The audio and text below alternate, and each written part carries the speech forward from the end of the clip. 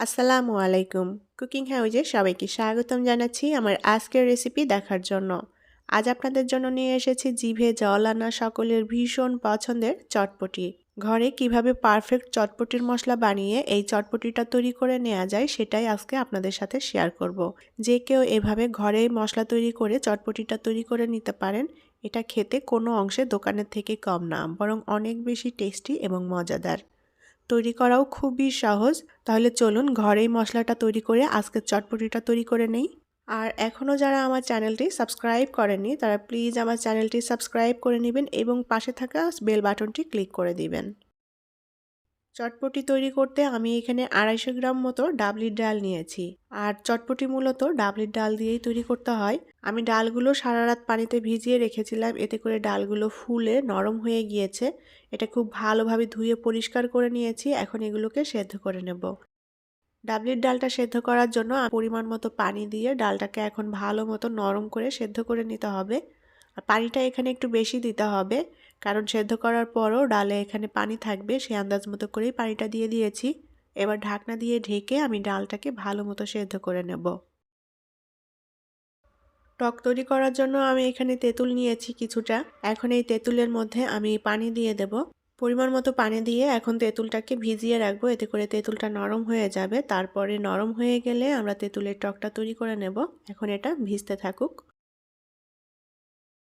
এবার আমি তৈরি করে নেব চটপটির সেই মশলা। তার জন্য আমি এখানে নিয়েছি আস্ত ধনিয়া 1 টেবিল চামচ পরিমাণ, আস্ত জিরা নিয়েছি 1 টেবিল চামচ পরিমাণ, সাদা সরিষা নিয়েছি 1 চা চামচ পরিমাণ, গোলমরিচ নিয়েছি 10টির মতো, লবঙ্গ নিয়েছি 15টি, আর এখানে নিয়েছি পাঁচফোড়ন। পাঁচফোড়নটা আমি হাফ টেবিল চামচ পরিমাণ নিয়েছি। আর নিয়েছি শুকনা মরিচ 10টির মতো।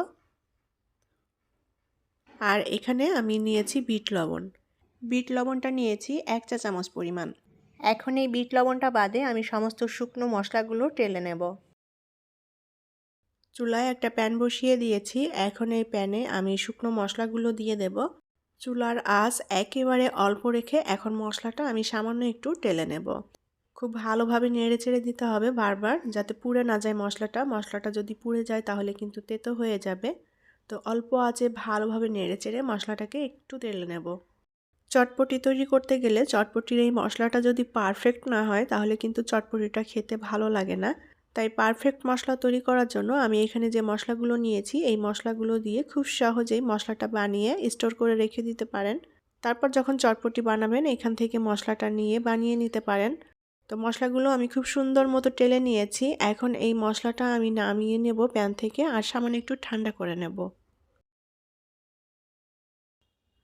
মশলাটা সামান্য একটু ঠান্ডা করে নিয়েছি। এখন এই মশলাগুলো আমি গ্রাইন্ডারে দিয়ে গ্রাইন্ড করে নেব। এটা শিলপাটায় বেটে নিতে পারেন, যার যেটাতে সুবিধা হয়।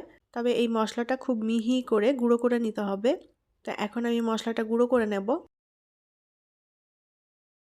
মশলাটা আমি গুঁড়ো করে নিয়েছি। এখন যে বিট লবণটা নিয়েছিলাম এই বিট লবণটা দিয়ে দেব।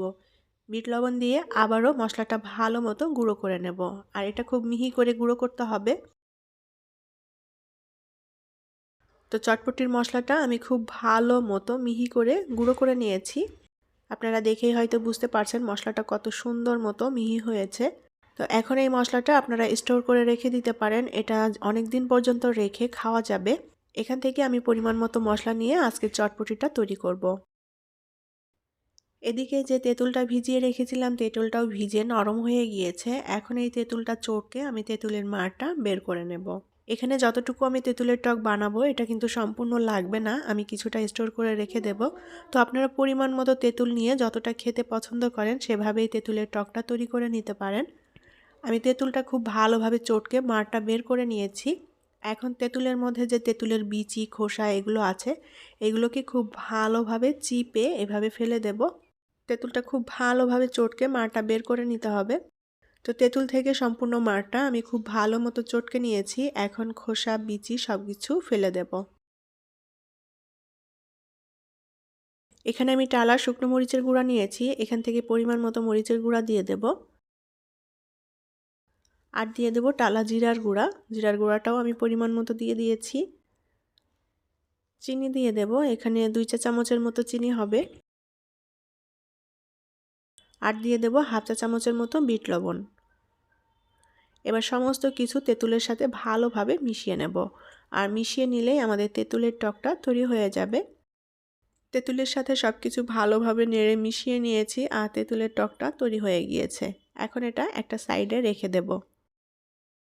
এদিকে চটপটির যে ডালটা সেদ্ধ করতে দিয়েছিলাম, ডালটাও খুব ভালো মতো সেদ্ধ হয়ে গিয়েছে। আর এরকম পানি রেখে দিয়েছি কারণ চটপটিতে পানিটা লাগে। তো ডালগুলো কিন্তু দেখুন খুব সুন্দর মতো সেদ্ধ হয়ে গিয়েছে। গরমের কারণে ধরতে অসুবিধা হচ্ছে, তবে ডালগুলো একেবারে সেদ্ধ হয়ে গিয়েছে নরম হয়ে। ডালগুলো কিন্তু আস্তই থাকবে, তবে সেদ্ধ হতে হবে সুন্দর মতো। আর ডালের যে এই খোসাগুলো যেগুলো ভেসে উঠেছে, এই খোসাগুলো একটু ফেলে দিতে হবে। সম্পূর্ণ ফেলা না গেলেও যতটা সম্ভব এই খোসাগুলো ফেলে দিতে হবে। আর ডালটা কিন্তু অবশ্যই ভালো মতো সেদ্ধ করে নিতে হবে, তাহলে চটপটি খেতে খুবই ভালো লাগবে। তো মিক্সিং বলে আমি চটপটির ডালটা নিয়ে নিয়েছি পানি সহ। আর এই চটপটিটা একটু গরম গরমই তৈরি করে নিতে হবে। আর ডালগুলো দেখুন খুব সুন্দর মতো সেদ্ধ হয়ে গিয়েছে।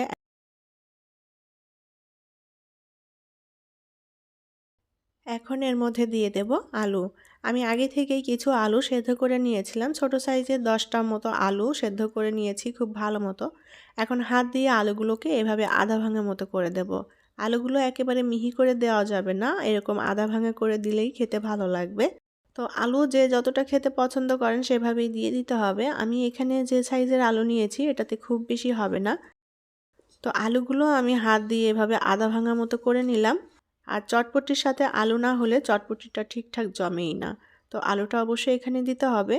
এখন আলুটা আমি ডালের সাথে ভালোভাবে নেড়ে চেড়ে মিলিয়ে নেব। এবার এর মধ্যে দিয়ে দেব পেঁয়াজ কুচি। পেঁয়াজের পরিমাণটা যার যার পছন্দ মতো দিতে হবে। অনেকে পেঁয়াজ বেশি খেতে পছন্দ করেন, অনেকে কম, তো সেই আন্দাজ মতো করে দিয়ে দিতে হবে। কাঁচামরিচ কুচি দিয়ে দেব। কাঁচামরিচটা যার যার টেস্ট অনুযায়ী দিবেন, যে যতটা ঝাল খেতে পছন্দ করেন। শসা কুচি দিয়ে দেব, তবে চটপটি একটু ঝাল ঝাল না হলে খেতে ভালো লাগবে না। দিয়ে দেব জিরার গুঁড়া। আমি এখানে টালা জিরার গুঁড়া নিয়েছি 1 চা চামচ মতো। টালা শুকনা মরিচের গুঁড়া দিয়ে দেব। এখানে 1 চা চামচ নিয়েছি, তবে পুরোটা দিচ্ছি না, অর্ধেকটা অর্থাৎ হাফ চা চামচ মতো দিয়ে দিলাম। দিয়ে দেব বিট লবণ। বিট লবণটা সামান্য পরিমাণে দিয়ে দিচ্ছি, বিট লবণটা দিলে অনেক বেশি টেস্টি হয়। আর দিয়ে দেব রেগুলার নর্মাল লবণ, এটাও পরিমাণ মতো দিয়ে দেব। এখন এর মধ্যে দিয়ে দেব সেই আগে থেকে বানানো চটপটির মশলাটা। আমি চটপটির মশলা এখানে 1.5 টেবিল চামচ পরিমাণ নিয়েছি। আমি এখানে যে পরিমাণে চটপটি তৈরি করছি তাতে 1.5 টেবিল চামচ পরিমাণ মশলাই লাগবে। তো এখানে কম বেশি করে মশলাটা লাগতে পারে যে যতটা তৈরি করতে চান। ধনেপাতা দিয়ে দেব। এখন দিয়ে দেব সেই আগে থেকে রেডি করে রাখা তেঁতুলের টক। তেঁতুলের টকটাও আমি 2 টেবিল চামচের মতো দিয়ে দেব। তবে এটা আপনারা আপনাদের পছন্দ মতো দিতে পারেন, যে যতটা টক খেতে পছন্দ করবেন সেভাবেই তেঁতুলের টকটা দিয়ে দিতে হবে। আর এখন দিয়ে দেব একটা ডিম। ডিমটা আমি গ্রেট করে দেব। ডিমটাও ভালো মতো সেদ্ধ করে নিতে হবে। আর চটপটির মধ্যে ডিমটা দিলে অনেক বেশি টেস্টি হয়, খেতেও ভালো লাগে। ডিমের কুসুমের কারণে চটপটির ঝোলটাও একটু ঘন হয়, খুবই ভালো লাগে খেতে। তো ডিমটা আমি গ্রেট করে দিয়েছি, এটা ছোট টুকরো করে কেটেও দেওয়া যায়। এখন খুব ভালোভাবে সব কিছু একসাথে মিলিয়ে নেব। আর এখানে যে মশলাগুলো বা অন্যান্য উপকরণ যেগুলো দিয়েছি সম্পূর্ণটা আপনাদের পছন্দ মতো দিবেন, যে যতটা খেতে পছন্দ করেন। চটপটি বানানোর ধরা বাঁধা কোনো নিয়ম নেই, এখানে যে মশলাগুলো দিবেন সব মশলাগুলোই আপনাদের পছন্দ মতো কম বেশি করে দিতে পারেন। তবে চটপটির মশলাটা যদি পারফেক্ট না হয় তাহলে কিন্তু চটপটিটা খেতে ভালো লাগবে না। তাই এখানে মূল বিষয়ই হচ্ছে চটপটির মশলা। চটপটির মশলাটা পারফেক্ট হলেই এই চটপটিটা অনেক বেশি টেস্টি হবে খেতে। তো আমি ভালোভাবে সব কিছু একসাথে মিলিয়ে নিয়েছি আর তৈরি হয়ে গেল আমাদের সেই কাঙ্ক্ষিত চটপটি। তো এখন চটপটিটা আমি পরিবেশন করব। আর পরিবেশনের সময় চটপটির উপর দিয়ে আমি কিছুটা আবারও পেঁয়াজ কুচি দিয়ে দিলাম। পেঁয়াজ কুচিটা সম্পূর্ণ যার যার পছন্দ মতো। এখানে অনেকে কিন্তু কাঁচা পেঁয়াজ খেতে পছন্দ করেন না, তো যারা কাঁচা পেঁয়াজ খেতে পছন্দ করেন না তারা এটা বাদ দিতে পারেন। ধনেপাতা দিয়ে দেব কিছু,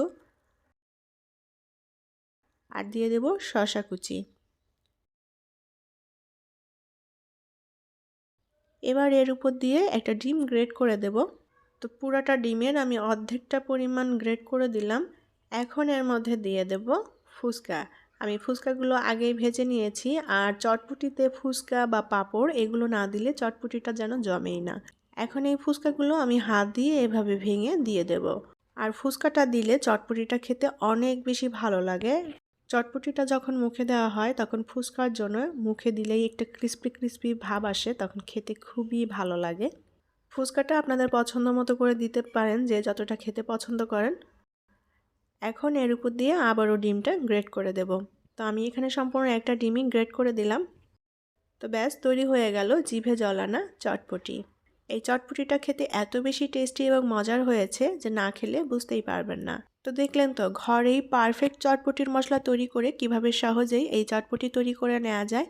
তো আপনারাও কিন্তু এভাবে তৈরি করে নিতে পারেন। ঘরেই চটপটির পারফেক্ট মশলা তৈরি করে যদি চটপটি তৈরি করে নেওয়া যায় তাহলে তো মন্দ হয় না। আমি আজকে সেই পারফেক্ট চটপটির মশলাটাই তৈরি করে আপনাদের দেখিয়েছি কিভাবে চটপটিটা তৈরি করে নেবেন। আশা করছি আপনাদের ভালো লেগেছে।